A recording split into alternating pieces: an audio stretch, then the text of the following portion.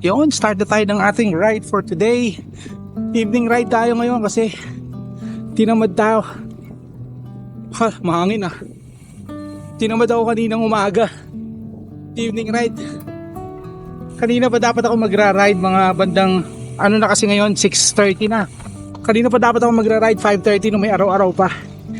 Kaya lang napalaro ako ng 2K. Napalaro ng 2K. So day 20 na tayo ng ating 100-day challenge. Aba, mahangin ah. Day 20 tayo ng ating 100-day challenge. This will be a short ride lang to. A quick 1-hour ride or depende sa sipag natin.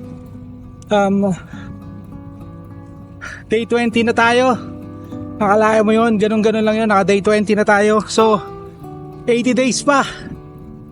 80 days pa. Tsaka today, ano tayo ngayon? Basketball jersey muna tayo ngayon. Siyempre meron yang power fit yan. Sponsor yan ni di pala siya care of si Captain Elepante. Shoutout sa inyo, Captain Elepante. Yung mga best friends natin dyan sa Pinas, sila JR tsaka si Ryan Lucas,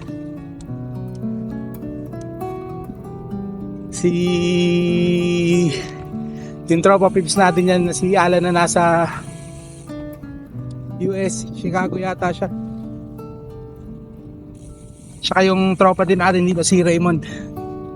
Yung let's go! Ang hangin!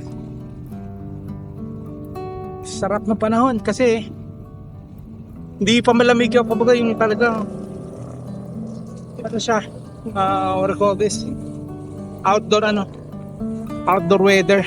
Sarap magtambay-tambay, magkapi-kapi sa labas, mga ganyan. Short ride lang tayo ngayon, baka 20 or 30 pero most probably 20. Hindi ko yata nabuksan yung ilaw pa. Yun, let's go. Yun, pasok na tayo dito sa ating usual spot. Ito lang tayo ng ating ride for today. So itong na to, siguro hindi ko na ma-upload ngayong gabi to. Baka bukas ko na ng umaga i-upload after nung ride namin tomorrow. So ang upload natin tomorrow morning or afternoon tsaka evening.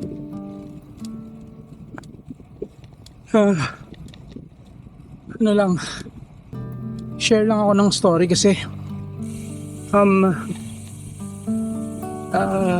I'm really medyo emotional tayo dito sa one of my cat, Tina. Medyo hindi siya is critically ill. Siya masama na yung lagay niya. So I think anytime na siya, we're just making her comfortable kasi yung niya, organ parang sa katandaan na rin kasi organ failure na, and there's no point na operahan pa siya kasi nga hindi rin niya masosurvive. So we're just making her comfortable na lang. Kumbaga maghapon nakahiga lang siya dito sa chest ko na habang nagko-computer ako, habang nagpe-PlayStation ako, nakahiga lang magkasama lang kami. Just a backstory, itong si Tina. Inadapt namin si Tina about 4 years ago. Actually, basta sa somewhere in Dubai merong mga nagre-rescue ng mga cat. So we went there because we wanted to get a cat. Si Tina lang siya, yung normal pusaka lang, Arabian Mau.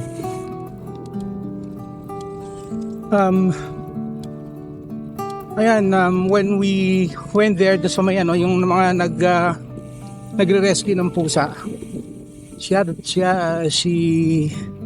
na siguro nasa pusa nila mga nasa mahigit 100, more than 100 cattle. We were looking for, you know, cute cat na fluffy na mabuhok, ganyan. Alam mo yung cute na may lahi. Pero si Tina, she's the one approach us. Kumbaga, siya yung sorry.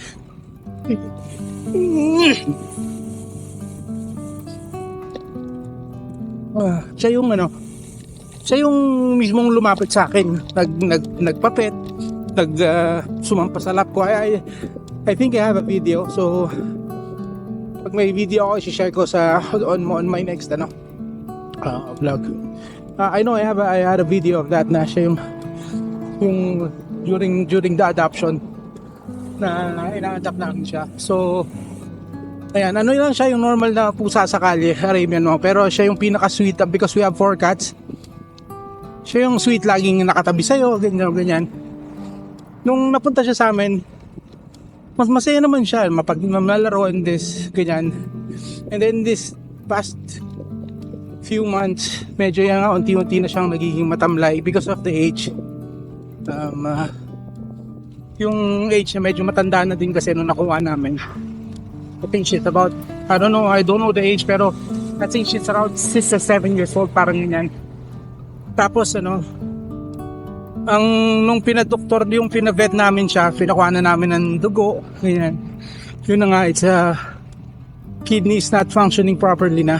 So, at saka yung yung ipin niya, na talaga, hindi, yung bulok-bulok na, sira-sira na. So, tinanong namin doon sa vet if kung bunot yung ipin.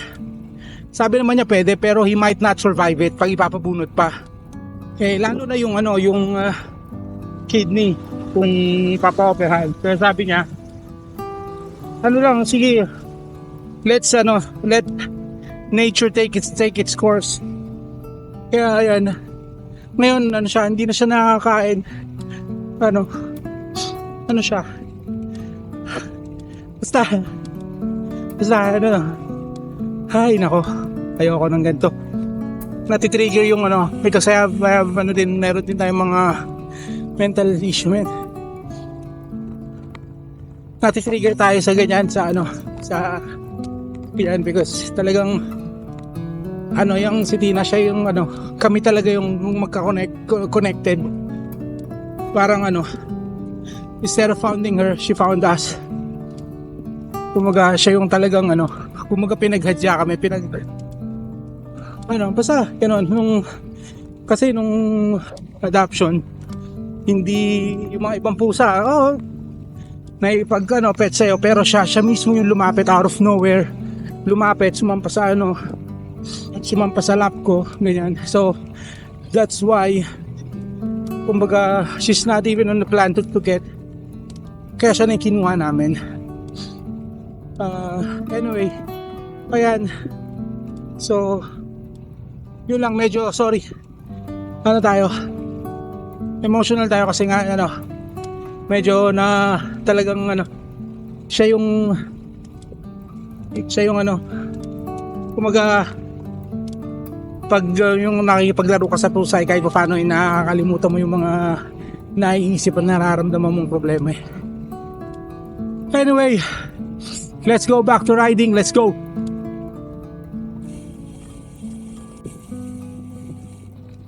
Yung tapos na yung natin, yung 20 kilometer ride. So exit na ako.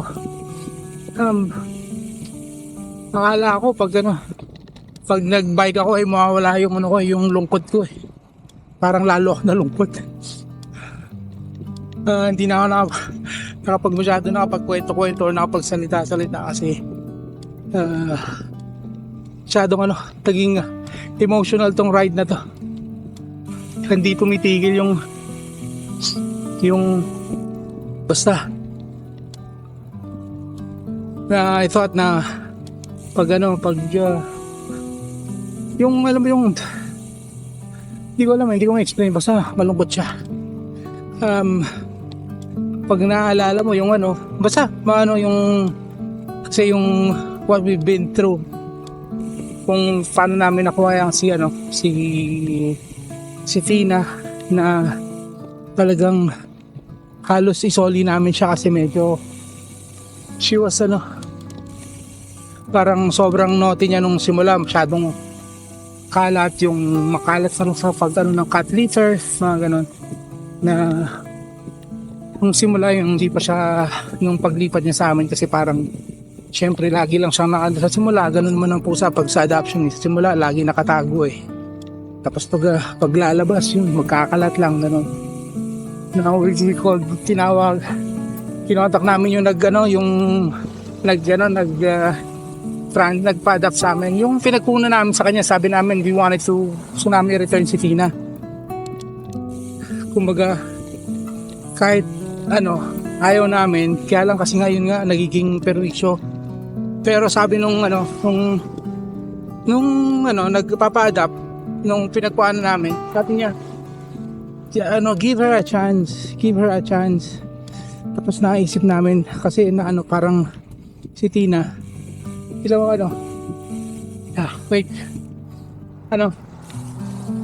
marami na rin nag-adapt sa kanya, binabalik lang siya, parang gano'n, parang nakailang adapt na siya, tapos lagi siyang sinusukuan nung umaampot sa kanya. Parang kami yata yung pangatlo or pangapat na umampot sa kanya. Nasabi nung nagpapa-adapt na, sorry. My goodness gracious. Ayan, naka-exit na tayo. Oh my God. Na sabi nung huwag niyo muna yan sukuan. Ano naman yan, mapagmahal naman yan si Tina. Huwag niyo muna siyang sukuan. Kasi that's been parang 2 weeks pa lang yata or 3 weeks pa lang nung gusto namin siya isole. Parang ganun daw laging, kaya ganun daw siya kasi parang tinitest niya kung talagang ito bang aampon sa akin talaga bang mamahalin ako nito or what. Kaya parang nagre-rebelde siya ng konti nung simula. Pero yun nga, eventually naging maayos naman, naging okay naman yung namin. Kaya yung ganyan. Kaya si Tina halos kasabay namin nandito sa halos kasabay namin siya dito sa Abu Dhabi. So kung gaano katagal kami sa Abu Dhabi, ganun din namin siya katagal nakasama. Sorry, hindi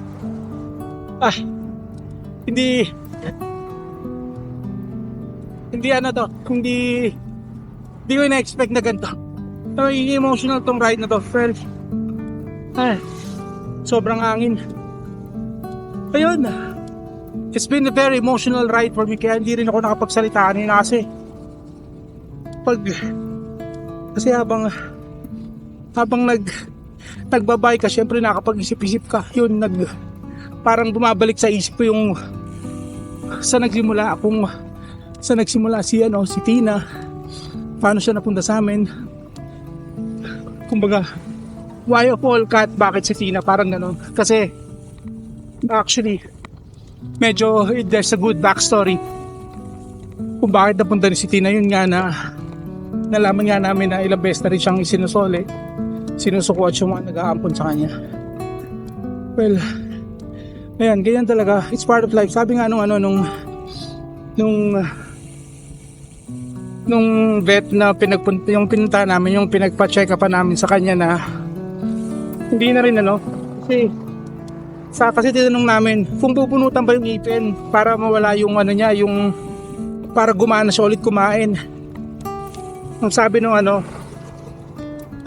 kumbaga because of the age, hindi na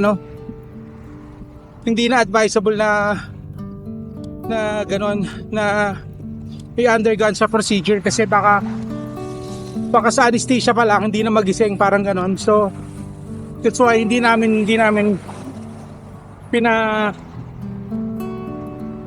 ng any procedure. Kaya sabi na lang ng vet na just make her feel comfortable na lang sa mga kasi eventually kailan din naman yan doon din mapupunta kasi because of the age.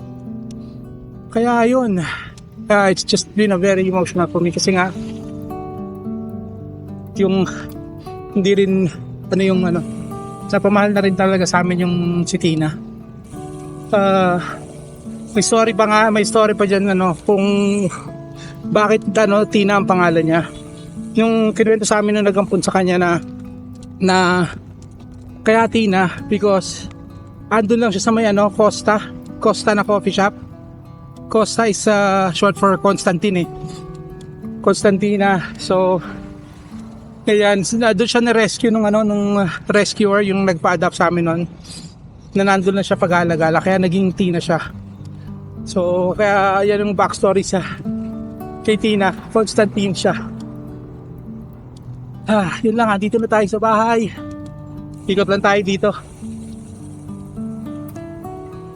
Oh, grabe yun. I thought na, kumbaga, yung kahit pa paano, pag nag-ride tayo, mawawala yung natin. Yung, alam mo yun,